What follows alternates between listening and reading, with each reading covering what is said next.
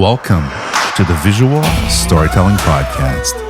My name is Fred Ranger, and I'm so happy that you're choosing to spend a little bit of your time today for another inspirational conversation.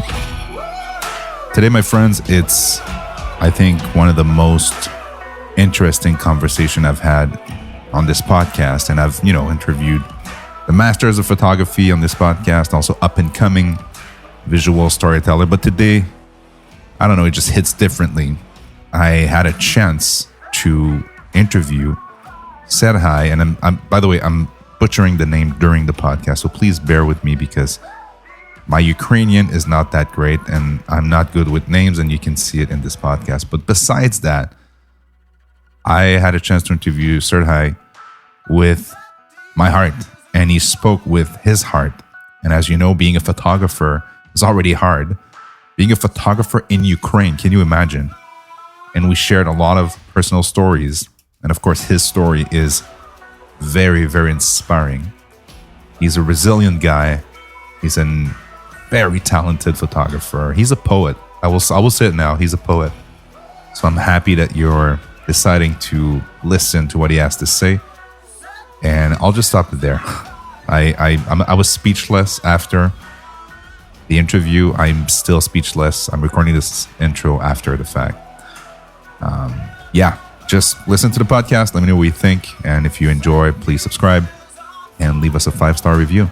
I'll leave you with my conversation with Serhii. Okay, so today we have a very special guest right from Ukraine. His name is Serhii Diedushev. And Serhii, first off, thank you so much for being with us today. Welcome to the show. Yes, thank you. I'm also glad, Sam, you invited me for this podcasting episode. So I think the storytelling is one of the most important things in photography because you see the author which take photos. So it's more important than other things like a composition or some techniques. As storytelling is the one of the most important things for my mind. I completely agree. Yeah. I completely agree, Serhii. And before we start, talking about visual storytelling and all this great stuff, can you walk our audience through how you actually became a photographer in the first place? It started, I think, some normal story. My father bought some family camera. It was a Canon D 615s, and I started photos, but it was boring and not interesting. But after it, I bought adapter for some manual lens like the Helios 44 and 2, and I see, and I took some object, take some objects, but it also was not interesting. But in this period of time, I started watching a lot of arthouse or something like it. For example, I started to watch the Clockwork Orange in middle school or something like it, and Caligula, and I start interesting of the director. And for example, the Kubrick was a brilliant photographer in first place, and I see he is very interesting, and I start watching how they made the beautiful frames of in the cinema and in the photos, and I deeply interested of it. Find some art house director like maybe Sion Sono, Japanese director, it's brilliant one, or maybe some European art house. And after it, I start focusing on the more than only the techniques, pictures, and the most important, the man who made it. And I saw it in some art house cinema because they have a low budget and they make show themselves more widely than others, and I think the cinemas always were one part of me because I watched maybe more than 2,000 cinemas Wow. in IMDb. So I think it's one of the most important part. And the second one, I think, the first part was some directors and some directors. The second part, when I wrote two books. Okay. Okay. The first one is Roland Barthes' Camera Lucia, when he start thinking about the photography when his mother died, and he start thinking about mortality and start looking for the old pictures and some philosopher thinking how the interpretations depends how they start in the albums from the start of her life or the end of her life, and a lot of things. And the second one, the Susan Sontag, and photographer, and continues her thinkings something about the suffering others regarding or something like it. And these works show how the human mind can capture small important things. For example, if you take a photo, you catch the light, and after it, the man can be only older and something like worse. No, it's like the check of the immortality or something like it. It's a lot of more, a lot of things which can you start thinking more deeply, and after it maybe I stop photo.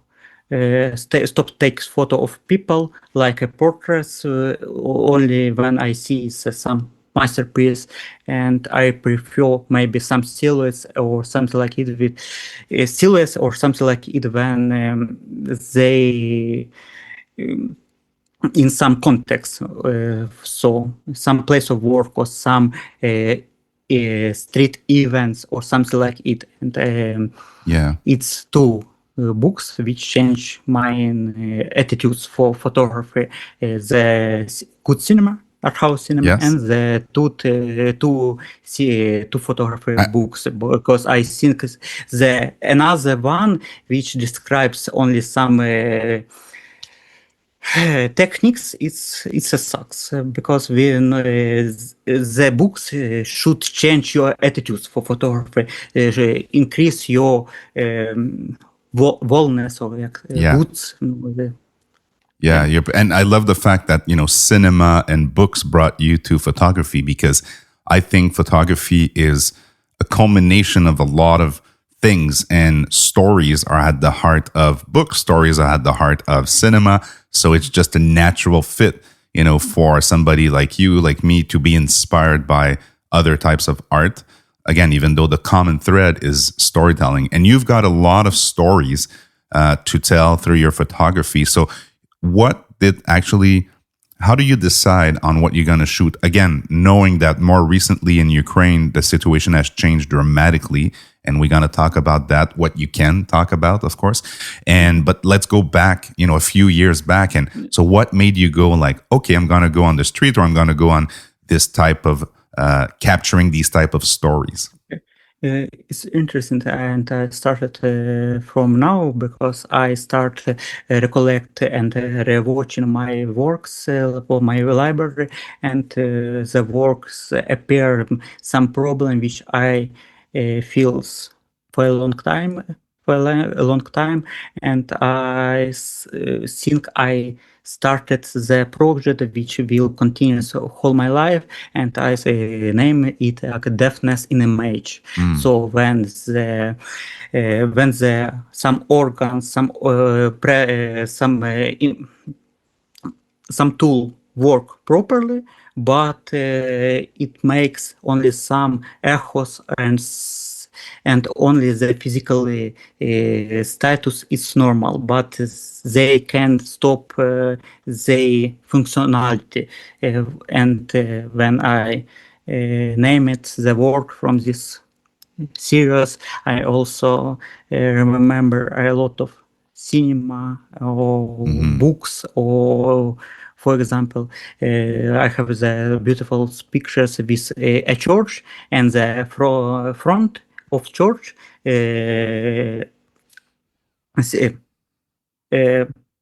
как, washing machine Yes. takes the first part of these photos, and I think the name of this pictures, word without listeners, it's something like named of Megadeth lyrics. Got it. Or something like it. Yeah, yeah.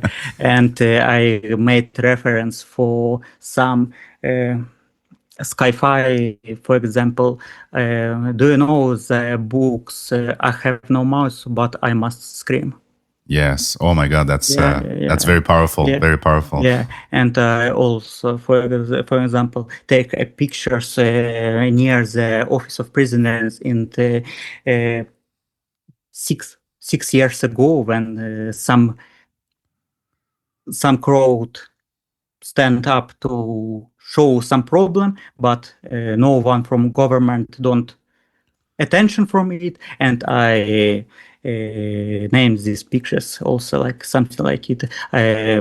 No, something like it. I have no mouse, but I'm a screamer or Yeah, something like yeah. it. I don't remember. It's correctly, but the everything reminds about the previous experience which we already had, and when you can show the word and captures a lot of frame and uh, share your attitudes for these things, for Yes. these items. I think it's beautiful. And this series of works, deafness of image, I think it can show up this problem more interesting, like not only some sadness or something like it. It's about the more global problem when the items exist and they work properly, but no one have attitude to them. And for example, I take a photos of Ukrainian musician instrument bandura on Yes. the ground and in some abandoned room. Mm. And also I named it like a disarmed melody, how the no one care or something like it, Yeah. and I the yeah, culture disappears, and it's in every country we see this process. I agree. So I try to find something more deeply than only some feeling. It's something more. Well, that's why I was so excited to talk to you, Sergey, because I would qualify your work as deeply meaningful without having to be scandalous. You know, like you don't take photos to necessarily shock people, but you take your photos are making me think, and I'm sure a lot of people are thinking when they see your photos.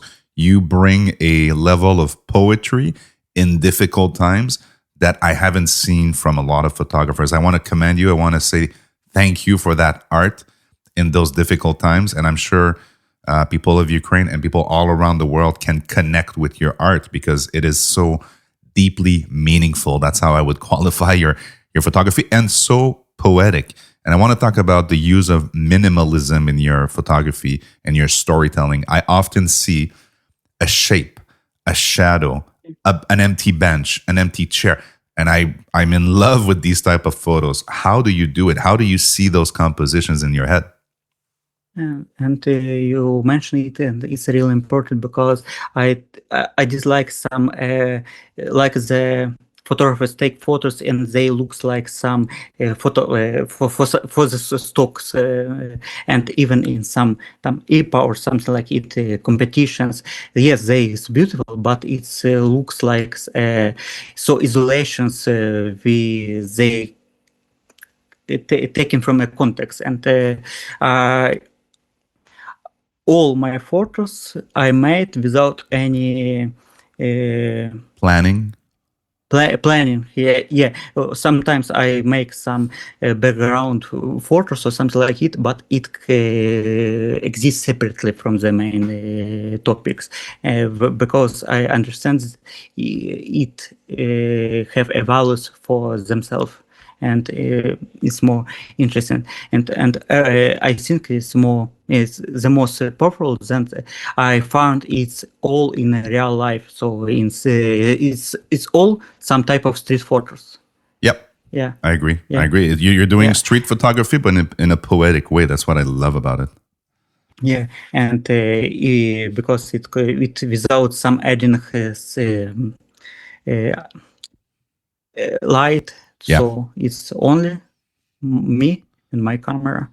So speaking of the camera, sorry, I interrupt you. No, no and worries. you said you can appreciate my photos, and I think it's one of the problems. And the old people who can appreciate it is more older than the few new generation. For example, I took 5 photos for avant-garde museum in Switzerland today and sent it.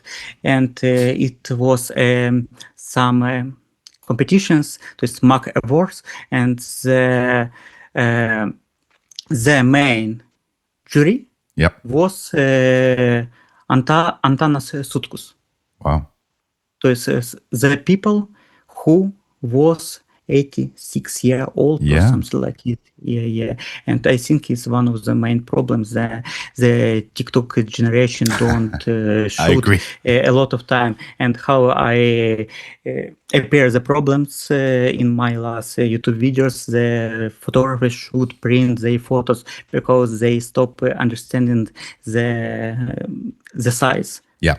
Because, people think a photo is 16:9 vertical, I mean, I have no problem with 16:9 verticals, but I think, if you want to go back to the art of photography, there's a reason why that wide frame, that horizontal frame is so important. The way we see, the way movies are done, the way we tell stories. And again, I post 16:9 photos all the time, but I think there is a merit to that. Yeah. But I think that most of us, maybe 19% of us, don't see the photos more than maybe 11 each iPad or something like it. It's and it's the best resolution. Best size for the best size. Yeah. You mean the landscape? Yeah. And what, for example, I bought the screen like 32 inch, and it's more larger than even a lot of photographers working because they prefer the MacBook, and that's all. Yeah, I agree. So let's talk about the camera, the tool that you use every day. I think I saw a Leica M4. Am I dreaming that, or I did see a Leica M4 on your feed at some point? Oh, okay. When I started speaking about the Leica and something like that, I should mention then I shoot on a Fujifilm camera more than 10 years. Oh, wow. Okay. And I have some disappointment of this. For example, when for example, firstly I switch a Canon 6D full frame to X Pro 1. And I was an X Pro user too, so I follow you on that journey. Yeah, and the second one, I think I should upgrading, and I think if I bought the X-T2, it will be better than X Pro 2 because it can be more the features like working horse or something like it. And I think it's one of the main disappointments which I do detail in my photography life, X-T2, because I think your feeling of this camera is more important. For example, X Pro 1 have the better materials. The metal which they use for this camera is more physically more pleasant than X-T2, XF4, X-T5, every another Fujifilm's camera which I had after it. And now I have X-T5, but only for one reasons, because the Fujifilm camera have as a beautiful multi-exposition. Yes, that's right. It's it's a feature that not everybody know and not everybody talk about. So thank you for bringing it up. By the way, I've been a Fujifilm shooter for the past, I started with the X100, like the original. I had a Nikon D700, I think back in the day, and I brought it on a trip, and I had all these big lenses, and I get a bit like your 6D, right? And so I bought the X100, the original. Like I knew nothing about it except that it was small. And then I came back from that trip, and I look at the photos, and I'm like, wow. Even though a lot of them were out of focus because the AF was very bad. I don't know if you remember X Pro 1, X100, very bad. But 80% of my photos were taken with that camera because I always had it on me. So now I developed a passion for small cameras, and Fujifilm was the brand. But then, my friend, I discovered these guys, and the rest is history. I don't know for you, but it's the same. It's the same. And the X100S, I have the two items of them, and some beautiful camera, I think also. And I mentioned then when I shoot in with Canon 6D, I didn't use autofocus lens at all. I use Carl Zeiss planar 50mm f1. Do you needed an adapter on that to use those? Contact Leica lens, and I think it's a masterpiece of lens. So I have now 5 contacts camera. Wow. And only two 15mm this planar of this because I think it's a masterpiece. And I agree. If we compare with the amounts, they have a minimal distance of focusing, something like 30 centimeters of something like it, and only the last one, the M lens has the same distance of focusing. Yeah, the 0.4. 0.04. Yeah, so I have the 0.7. I have the previous generation. It's fine. I mean, sometimes I would love to get a bit closer, but 0.5 is 0.4 is I think it's where it's at, and I guess if the Zeiss ones have it, it's a good advantage. Yeah, and how already you mentioned it, when you take your first Leica, it's something which change you for a long time. And and I think the most important is the sound of shutters. I agree. My M6 is more important. My M6 right there, the first time. So at first I was like, oh, am I becoming that photographer who's like, oh, Leica and all these stuff? I didn't want to do it. Like I thought Fujifilm was more than enough. And then for film, I'm like, who cares? I have a Pentax. I have this, and that. Then I held an M6. Then I took my first shot. Yes, on Portra 400. And then I was in love. Like that was it. I was like, this is my first Leica camera, and it's not the last Leica camera. So now I have an M6, an M11, and I had an Q2 for 6 years, I think. And now there's a Q343 coming to my house probably next week. So I'm very excited about that. But your M4 are you shooting the M4 on the film side? M4P. Firstly, I work in it with my 400 35mm, and after it, I bought the Samicron. Yes. 5 versions, and this masterpiece is really more beautiful, transfers some shadows of some shape of gray. I think is most important things. And for my mind, if you shooting Leica or film Leica, you should develop it by yourself, because you develop black and white. Do you develop color too? Yeah, I develop everything. What? You do color? D76, I develop everything by myself, Wow. Because if you already catch these periods of time and you catch this light, the whole process, analog process, can make you more satisfaction or satisfied. Like I completely agree. And I find you courageous, because I did black and white, and it's fairly easy with the Hilford kit. Color with all these like chemicals and stuff, I'm like, oh my god, I don't know where. And I did it when I was at university. I had a photography class and I did it, but it was a dark room. So you have a dark room at home, or how does that work? I'm started building it now for analog and printing, and I take my darkroom enlarger or some. Yeah, I don't remember The how it's enlarger, named yeah. in English. Enlarger tomorrow or in few days ago. Nice, No, few nice. days. And for next 2 days. So I start printed analog print, and it's so exciting for me. So I can develop my skills. Yeah, so in we this need to period bring of you back. time. Yeah. We need to bring you back on the podcast once you're all set up. We'll do a live session and you'll show us how to do it. Again, I'm so fascinated by people who do it themselves. I go to the lab, I draw up my films. They charge a fortune now these days to develop and scan. So I would love for you to teach me how to do it. How can I do it in my studio here at home? I would love it.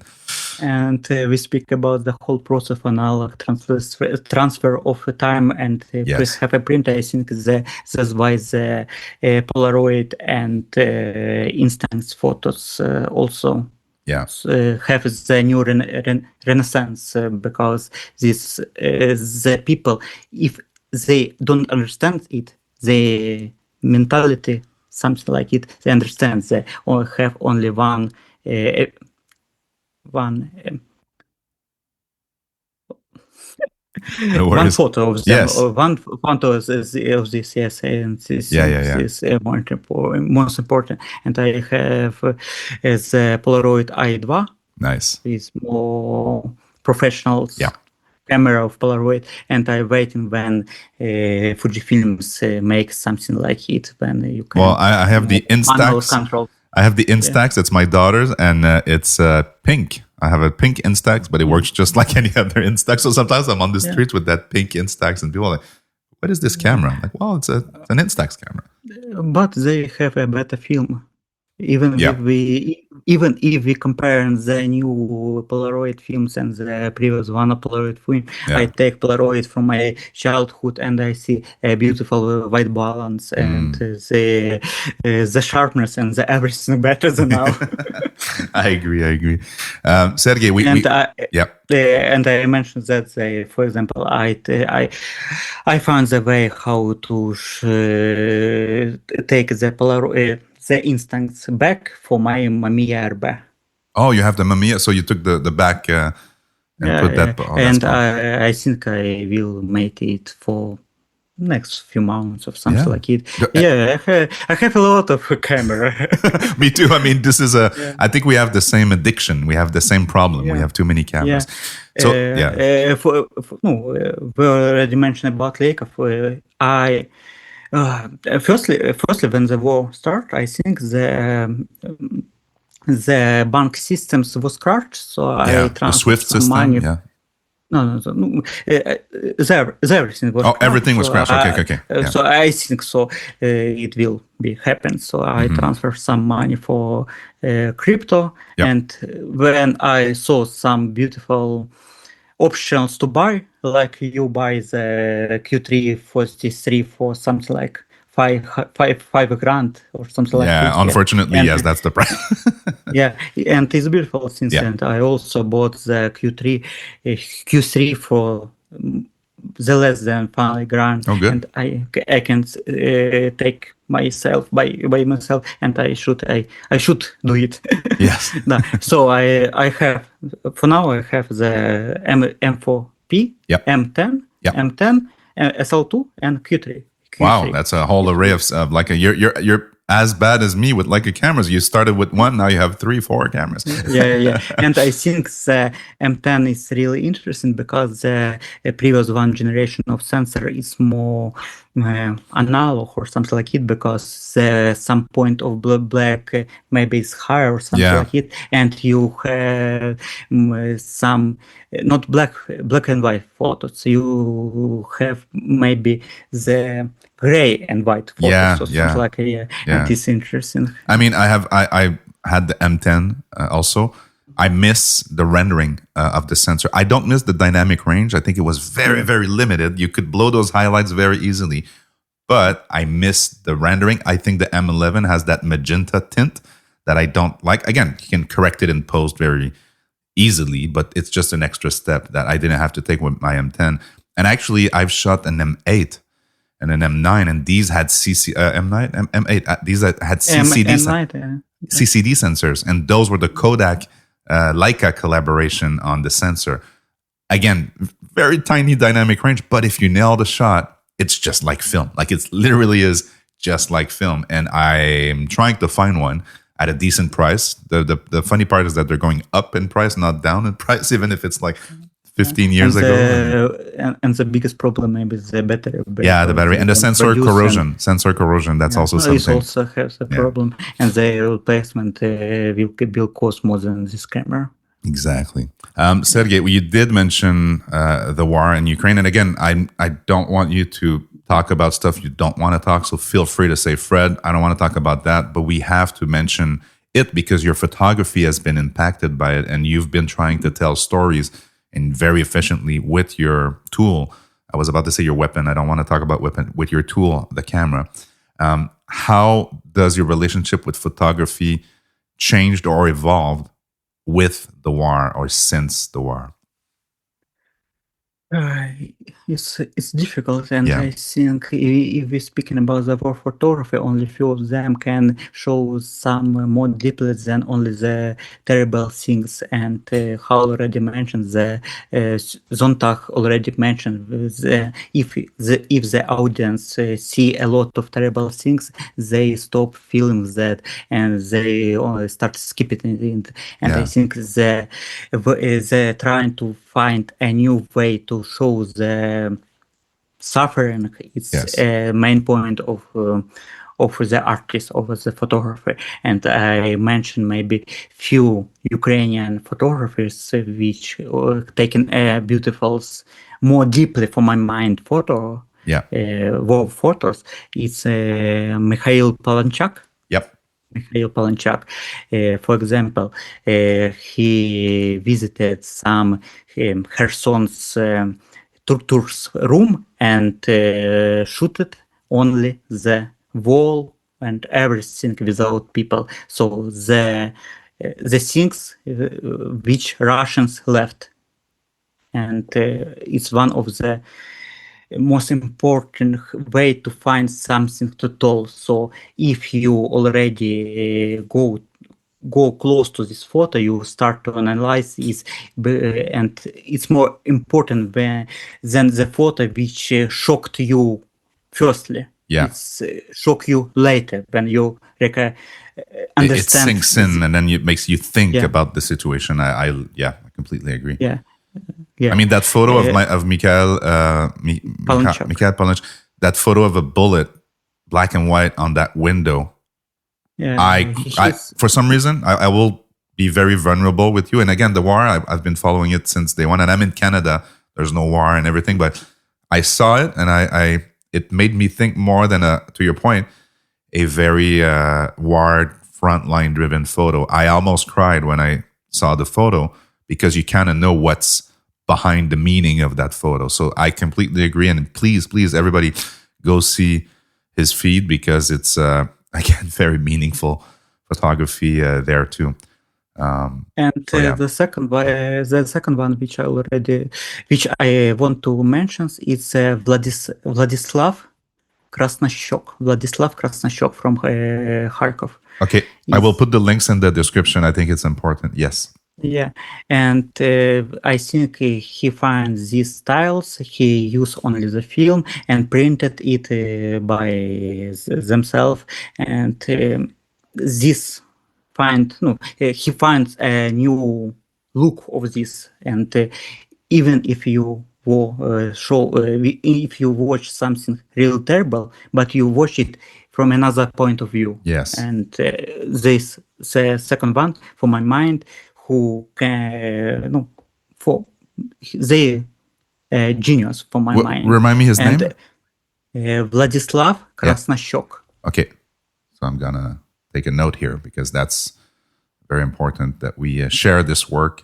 People need to see both, the front line, but also that other way of telling the story. And I think this is a show about visual storytelling, and this is probably the ultimate way of telling a story, is making you think, making you let that sink in with you, and hopefully make you do something about it. And I think we need to, as Canadian, and I showed personally my support since day one, but I feel hopeless. I feel that I'm not having any impact just by showing my support. But I know for you guys, it is important to see that the world is supporting you. But at the end of the day, how can we support more? I don't know.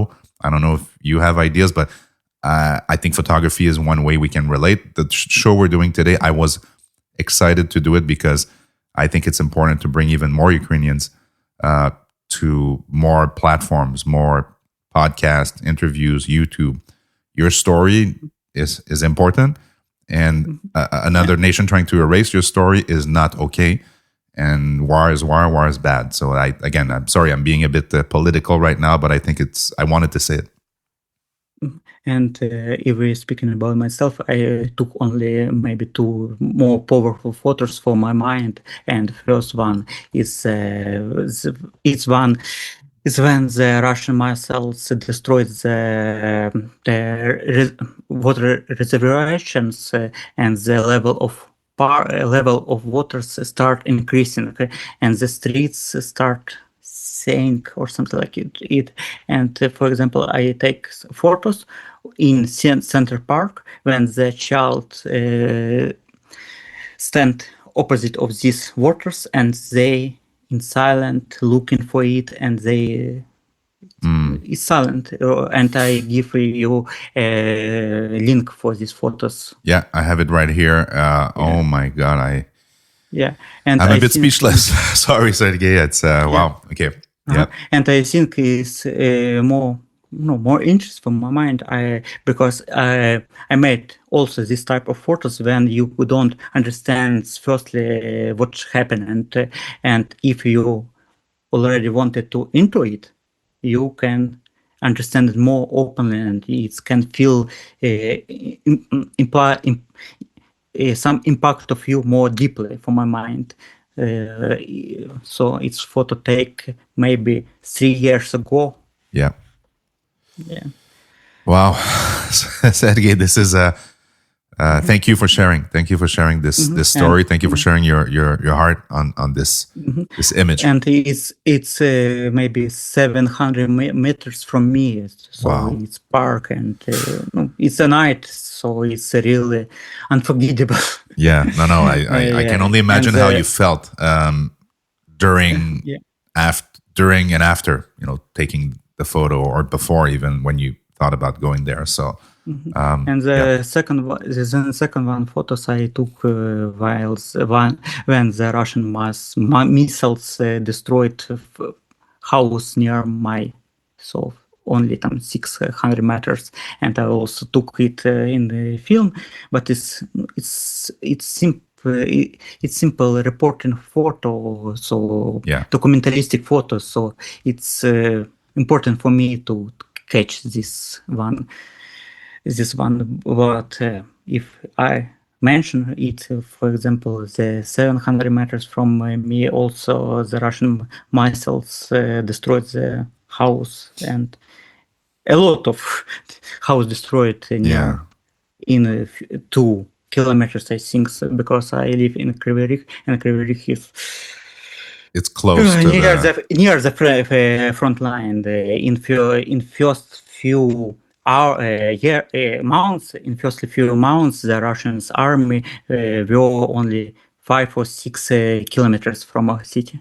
Oh my God, I'm speechless. Please, Slava Ukraine. I'm a bit out of words. I want to say that the Canadian. I want to speak for the entire Canadian population, and we've been. I know this is a photography show, but I want to take the time to say we've been very supportive, and I want to reiterate that Canada is with you, standing with you, and will continue to stand with you. We're not as powerful as other nation, but we are doing what we can, and we will continue. And I want to make that clear because, again, it's so important what is happening right now. And if photography can help heal and can help put a little bit of a humanity back into this whole thing, let's do more photography. Let's show our support. Let's connect like we're doing today, regardless of the nation you come from. At the end of the day, it's humans, human beings helping other human beings. So again, thank you for sharing your story. Yes, sorry, I'm a bit speechless with with this, but I find it very interesting that we can talk about it openly. Okay, let's go back to photography. You've dabbled with but YouTube. It's reality. Oh, yes. Yes, but it's reality, and everyone thinks it should be end in next month or next few months, but it's continuous, and it's already continuous more than 3 years. So yeah, it's terrible. So let's return. Yes, let's go back to our passion, and again, photography for me is therapy. So I hope it does the same positive impact to you during these difficult times. It's therapy because this is only way when you create something and show your point of view for another. It's like the author can describe it in the poem or something like it, but we are photographers and we can have the same power to translate our feeling or our mind or something, or our mental illness. Absolutely. Absolutely. So Serhii, we talked about YouTube and podcasts and so on. So I think you dabbled a bit with YouTube, right? So you tried releasing a couple videos. So is that something you see yourself doing more in the future, being more present on those platforms, or not?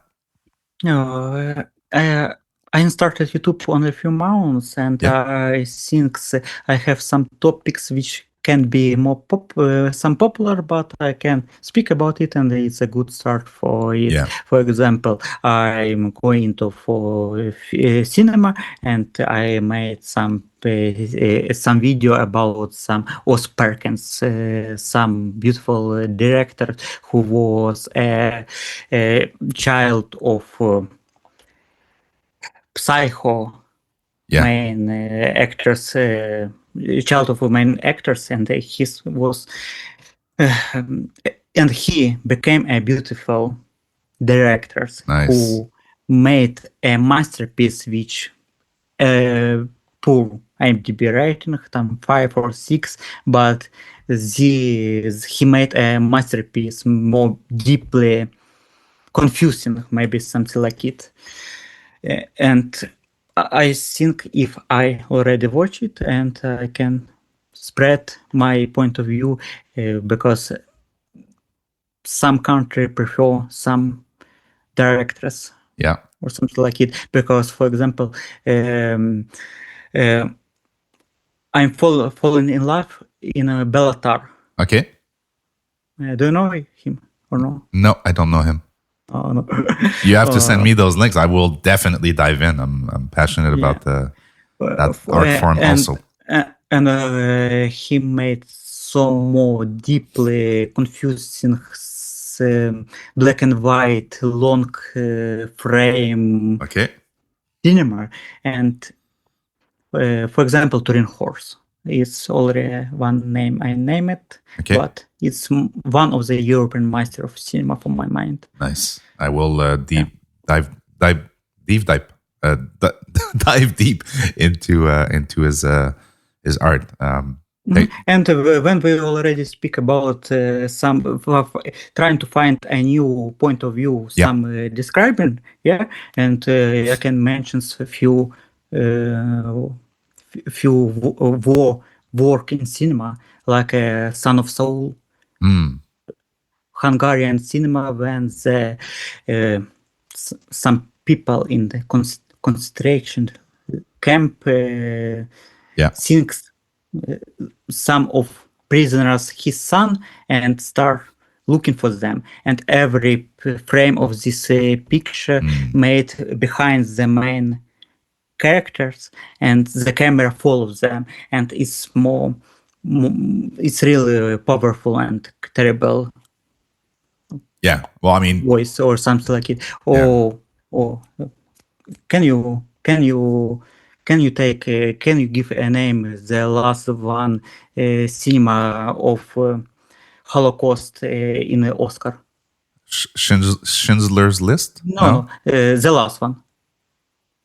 I forgot. When they don't show the Oh, yeah, camp, yeah, yeah. only what happens over the wall Yeah, when the forgot the yeah. name. It's also about the new way to show the problem. Yeah, Everyone show this, and yeah. No, I agree. And so, how would you? What would be your advice to young photographers that are like you when you started off in 2025, right? So some photographers think, again, to your point, photography is TikTok, photography is Instagram, and so on. But so, what would be your advice to somebody who wants to start out with a camera, just like you did several years ago? mm, a few advice. First of all, you should read two books which already mentioned. Yeah. I think if they change your type of thinking, it can change your point of view and everything. And the second one, you should be more polite, slowly, and start following your vision, follow the how the light falls and something like it, and you stand and watching, and when you understand it's that moment, you should take it, and So maybe yeah. So you want to be a so student of the light, a student of the life. Just studying how the light and people react. yeah. And So nice. you should be more slowly Yeah. and your action will be more mindfully, maybe Intentional. intentional. Yes. Yeah. Yes.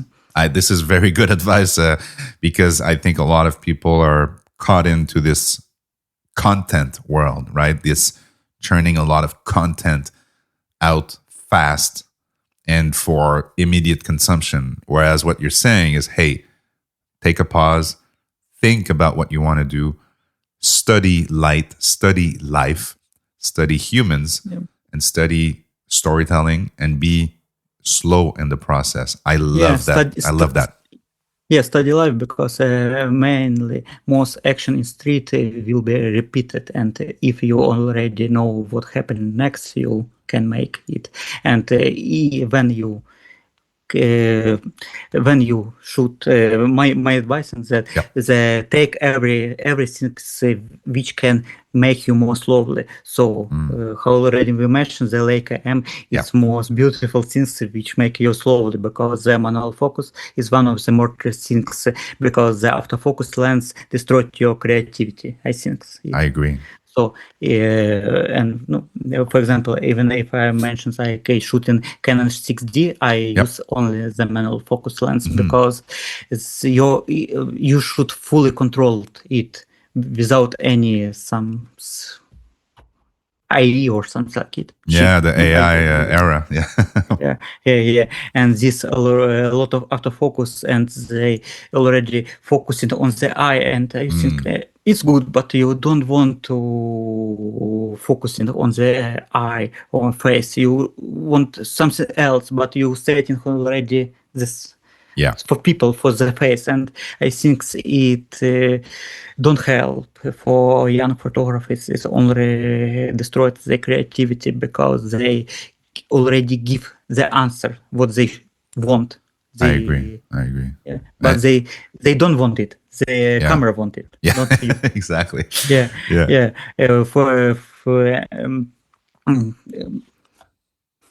So Serhii, so where can people find more of your work? Yes, there's Instagram, but like, where would you lead people if they want to learn more about you, your art, and the whole vision you have for photography? I have the two Instagram profiles. Okay. The first one in Ukrainian language, and the second one is for English speaker. Okay. So I will put the links down below. And I also have a plan start to make my website, because I should make it, but yeah, it's always the same with websites, right? We want to do it, we want to maintain it, but it's hard. I mean, but I think I can help me now, because it make our work easier for this task, like make a website or something like it. Yeah, this is a good use of AI. Good use of AI. It's assistive, not replacing the creativity, but assists you in tasks that we don't necessarily want to do. some tasks which you should more deeply but not interesting. Yeah, like we call that the chore, like the stuff, the mundane stuff that you don't want to learn, like coding a website. You want to spend more time doing your art and less time fiddling with back-end technology. Yeah. Good.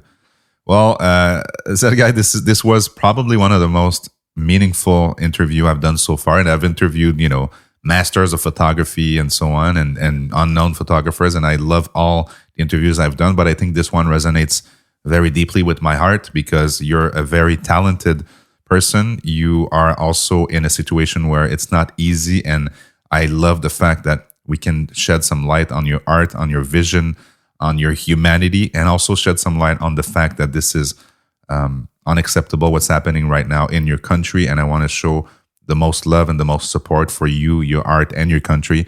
And I want to thank you for taking the time today for talking with us on the Visual Storytelling Podcast. I am certain, I am 100% clear that the audience will benefit from the stories that you shared today.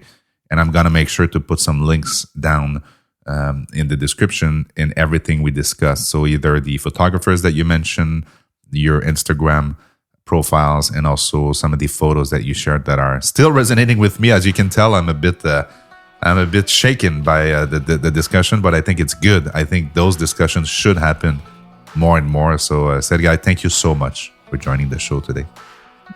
Thanks for inviting. So we're gonna speak soon, okay? So as soon as you build your dark room and it's ready to go, I want you back on the podcast. We want to see the progress, and honestly, I want to know how to do it myself. So I want to learn from you. Yeah. Take care, my friend, and Slava Ukraini. Slava Ukraini. Героям слава.